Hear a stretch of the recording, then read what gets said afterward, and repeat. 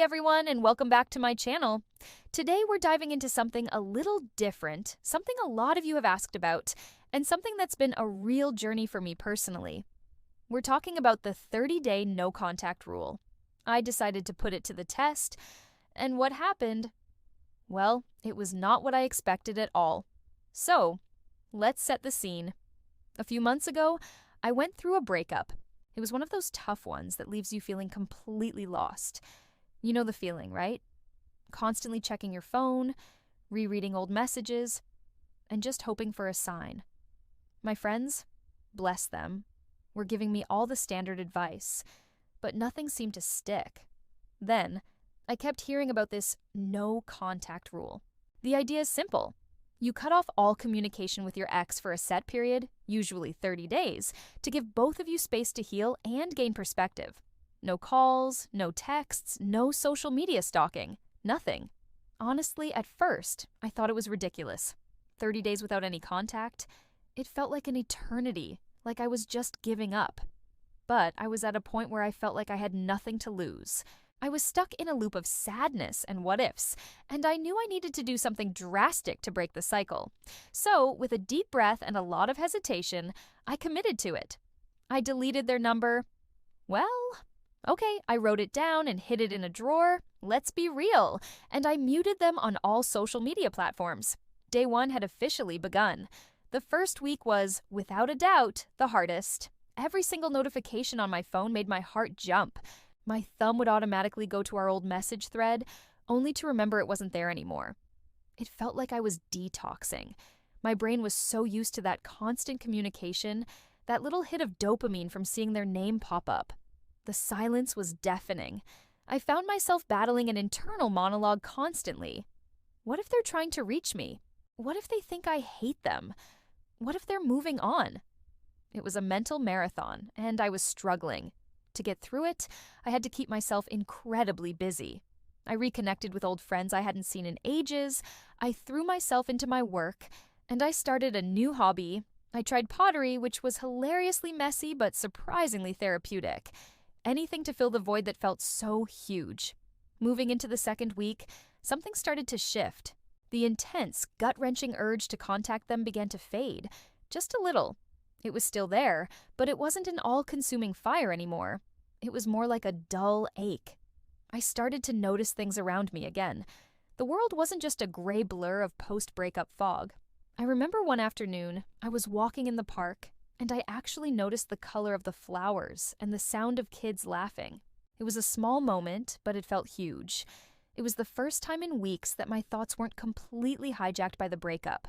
I started journaling, writing down all the feelings I couldn't express to them. It was my way of getting it all out without breaking my promise to myself. Reading back on those entries now, I can see a clear progression from pure heartache to a glimmer of self-reflection. By week 3, I was in a completely new headspace. The focus had shifted dramatically. It was no longer about what are they doing, and it started becoming, what am I doing?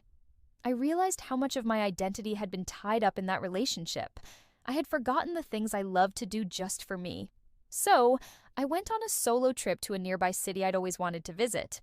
I ate at whatever restaurant I wanted, I wandered through museums at my own pace, and I just enjoyed my own company. It was empowering. I was rediscovering myself piece by piece. I wasn't just so-and-so's ex, I was me again. The quiet didn't feel like an empty void anymore. It felt like peaceful, open space. Space for me to grow.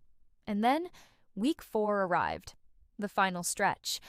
By this point, the thought of contacting my ex didn't bring that same jolt of anxiety. Instead, it brought a sense of calm clarity.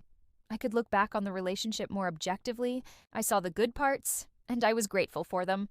But I also saw the parts that weren't working, the reasons we ended, without the emotional fog clouding my judgment. The 30 days had given me the distance I desperately needed to see the full picture. It wasn't about winning the breakup or making them miss me anymore. That entire narrative had just dissolved. It was about me healing. It was about me respecting myself enough to give myself time and space. So, the big question, what happened on day 31? Did I reach out? Did they? Well, Here's the biggest surprise of all. By the time the 30 days were up, the desire to reach out had completely vanished. I realized that my goal was no longer to get them back. My goal had become to move forward with my life, feeling whole and happy on my own. The 30-day no-contact rule didn't magically fix everything, but it did one crucial thing. It broke my emotional dependency. It forced me to sit with my own feelings, to confront my own sadness, and to build my own foundation of happiness. Did my ex ever reach out? Yes, they did, about a week after the 30 days were over. And you know what? When I saw their name pop up on my phone, my heart didn't pound. I didn't feel that rush of panic or desperation. I just felt calm. We had a brief, respectful conversation, and it confirmed what I had already learned. We were better off apart. There was no drama, no begging, no anger, just closure. And that closure was something I gave to myself, not something I was waiting for them to give me. So, if you're going through a tough breakup and you're thinking about trying the no contact rule, here's my take. Don't do it as a strategy to get your ex back. That might happen, it might not, but it can't be your primary goal. Do it for you. Do it to reclaim your time, your energy, and your sense of self. Use that time to pour all the love and attention you were giving to that person back into yourself. Reconnect with your friends, find a new hobby, go on an adventure, and learn to enjoy your own company. It's not easy, especially at the beginning, but it is one of the most powerful acts of self-love you can perform after a heartbreak. You are giving yourself the gift of healing, and you absolutely deserve that. I hope sharing my experience was helpful for some of you who might be in a similar situation. Remember, healing isn't linear, so be kind to yourself through the process. Thank you so much for watching and for letting me share this part of my journey with you. If you've ever tried no contact, I'd love to hear about your experience in the comments below. And if you enjoyed this video, please give it a thumbs up and consider subscribing for more content. It means the world to me. See you in the next one.